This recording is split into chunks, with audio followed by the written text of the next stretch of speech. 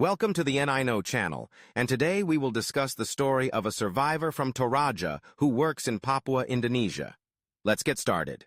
This is the story of Nelson Sarira, an IT worker at Palapa Timur Telematika, PTT company, located in Jenggareng Village, Beoga District, Puncak Regency, Papua, Indonesia. Nelson Sarira is a cellular network technician from a contractor company named PT Palapa Timur Telematika, who on Wednesday, March 2, 2022, was performing network maintenance at the third base transceiver station, BTS Tower, owned by Telkomsel in Jenggareng Village, Beoga District, Puncak Regency, Papua, Indonesia. Nelson Sarira was doing network maintenance with 8 of his colleagues named Bona Simanulang, Renal Tagase, Billy Gadi Balan, Jamaluddin, Sharul Nurdiansha, Eko Satyansa, Baby Tabuni, and Ibo.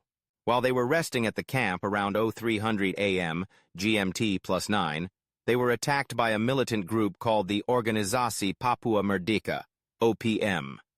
The attackers, numbering 10, entered the camp where the employees of Palapa Timur Telematika, PTT company, and a local guide were resting. Without any warning, the attackers executed 8 of Nelson Sarira's colleagues who were in the camp. During the massacre, Nelson Sarira, who was at a distance from the camp, witnessed the incident and could only feel helpless about what happened to his friends. He saw the attackers wielding various weapons, such as machetes, axes, firearms, and others. He then immediately fled to save himself and hid in a ravine near the camp. While hiding, he heard the screams of his friends and the shouts of the attackers during the massacre. After several minutes of hiding in the ravine, he no longer heard any screams and then checked the camp to see the condition after the attack. Nelson Sarira found that his 8 friends had died in a horrifying condition. He then took some clothes, equipment, and food supplies to continue his escape from the militant group called the Organisasi Papua Merdeka, OPM. He then saved himself by going to the third base transceiver station, BTS Tower, owned by Telkomsel, and survived alone with the limited clothing and supplies he had. During the 3 days of his survival, he was always worried about the possibility of another attack. It is worth noting that the third base transceiver station, BTS Tower, owned by Telkomsel, is located on a hilltop at an altitude of approximately 3,000 meters above sea level, with temperatures reaching 14 degrees Celsius and in an open area.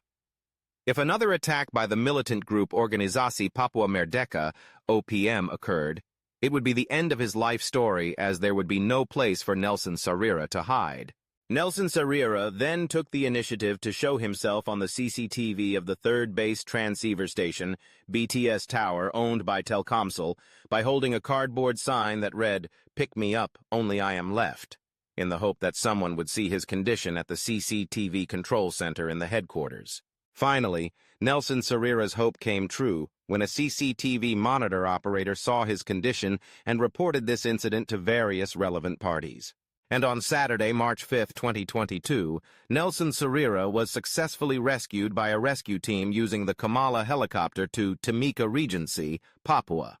The rescue process was dramatic due to the extreme evacuation terrain, with steep hills and foggy conditions, as well as the location of the rescue in the middle of the wilderness.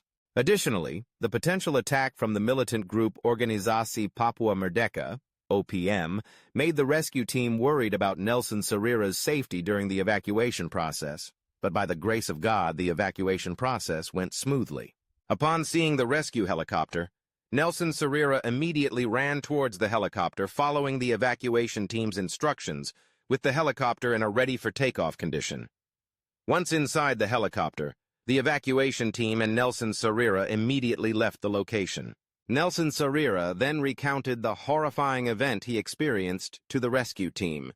Nelson explained that all his friends had died, their condition was horrifying, and their bodies were still in the rest camp. The rescue team then provided Nelson Sarira with drinking water and calmed him down. And that's the brief story of Nelson Sarira, a survivor who managed to survive for 3 days alone from the threats of the militant group Organisasi Papua Merdeka, OPM. Nelson Sarira's story teaches us many things, such as staying calm even in critical conditions. We should also make the most of all the resources around us to survive in critical conditions. Most importantly, we should never despair in God in any situation, especially during critical times, because God will never leave us, and God will never give us trials we cannot endure. Thank you for watching this video. Don't forget to like, share, and subscribe to support our channel. Leave a comment below if you have any questions or topics you want to discuss in the next video. See you in the next video.